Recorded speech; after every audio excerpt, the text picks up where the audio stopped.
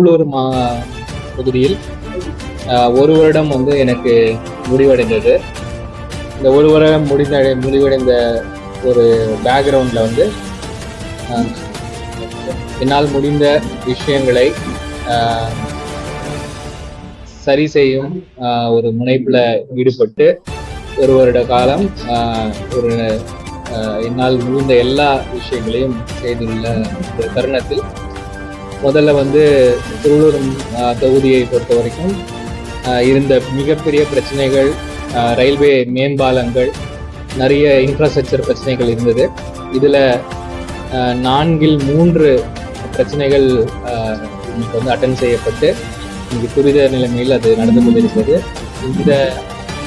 இந்த வருடத்தில் இந்த வருடத்தில் ஒரு ஆரம்ப காலங்களிலே அந்த பிரச்சனைகள் முடிவடையும். வேப்பம்பேட்டு, சிவாப்பேட்டு, இந்த மாதிரி பல மேம்பாலங்களில் பிரச்சனைகள் முடிவடையும் என்பது என்னுடைய வாக்குறுதியாக இருந்தது. அந்த வாக்குறுதிக்கு நாம் கரெக்டாக இருந்திருக்கோம். மீஞ்சூர் மேம்பாலம் மட்டும் இன்னும் கூட ஒரு பெரிய லெவல் ஆஃப் கம்ப்ளீஷனில் வரல. ஆனால் அதுக்கு மாறாக எப்படி வந்து ஒரு அண்டர் கிரவுண்ட் பாத்வே வெறும் இருசக்கர வாகனங்களுக்கு பண்ணுறதுக்காக அந்த முனைப்பான முயற்சி எடுத்து அது இப்போ நடந்துட்டு இருக்கு.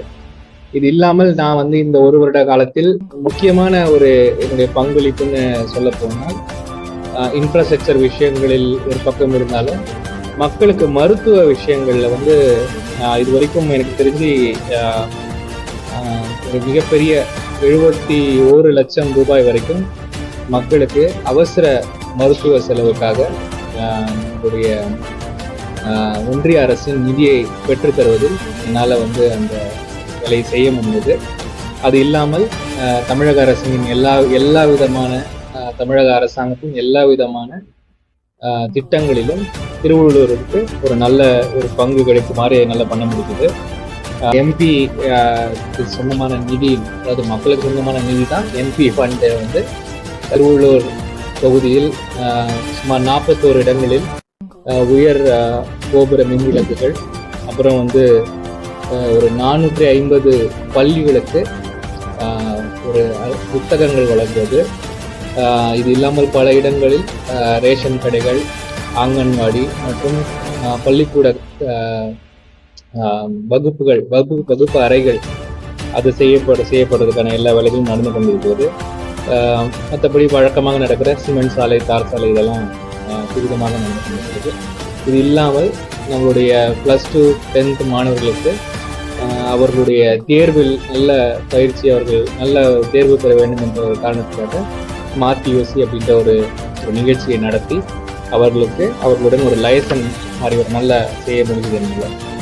இது இல்லாமல் பலவிதமான மனுக்களை பெற்று அந்த மனுக்களை துரிதமாக டிஸ்போஸ் பண்ணும் ஒரு சிஸ்டம் வந்து எம்பி அலுவலகத்தில் செயல்பட்டு வருகிறது. இன்னைக்கு கூட எந்தவித மனுவும் மிஸ் ஆகாமல் யார் இருந்தாலும் இல்லைனாலும் மனுக்கள் கரெக்டாக அதுக்கான வேலைகளை செய்யும் ஒரு பப்ளிக் ரிவான் சிஸ்டம் என்னுடைய ஆஃபீஸில் வந்து செயல்பட்டு கொண்டிருக்கிறது.